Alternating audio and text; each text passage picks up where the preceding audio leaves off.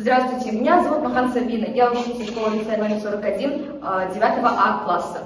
Сегодня я хочу представить свою новую клинику, Корпс Клиник. На данный момент число заболеваемости в нашей стране все больше и больше, а лечение требует всех. Задается вопрос, почему же Корпс? С французского языка данное слово переводится как «тело». Наше тело – это наш храм. Мы должны беречь его.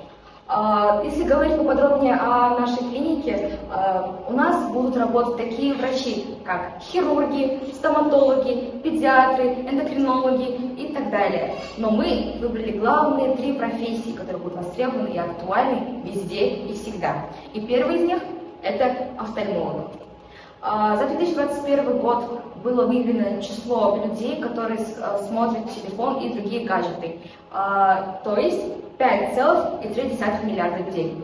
Это очень сильно отразилось на нашем зрении и на здоровье наших глаз, так как люди, которые носили очки среди мужчин, это уже 40%, а среди женщин 56%. Офтальмологи лечат такие заболевания, как глаукома, катаракта и так далее. Перед вами показана статистика ВОЗ, которая свидетельствует нас о том, что катаракта и глаукома – это основные 2 главные заболеваемости среди старшего поколения. То есть у каждого 3-го человека старше 60 лет присутствует катаракта.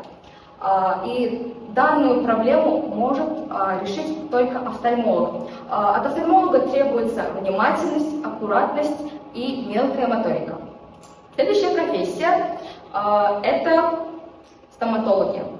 Зуб – наш единственный орган, который не восстанавливается.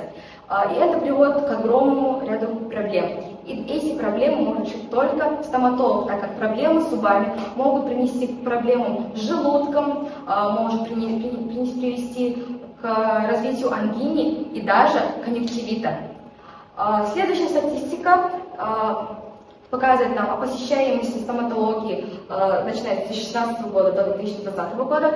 Как вы видите, в 2020 году выявлено самое меньшее количество посещаемости, так как именно в этот момент была эпидемия, то есть коронавирус был распространен по всему миру. Люди хотели беречь свое здоровье и выходили на улицу только в крайних ситуациях. Следующая профессия – это хирурги. Хирурги – золотые врачи, потому что они лечат нас от смертельных болезней и дарят нам жизнь. Они занимаются трансплантацией, ампутацией и другими способами лечения. Сейчас я хочу вам показать статистику, которая показывает нам число детей в России, которым требуется трансплантация органов. Как вы видите, число с каждым годом растет, а именно с 2012 года до 2017.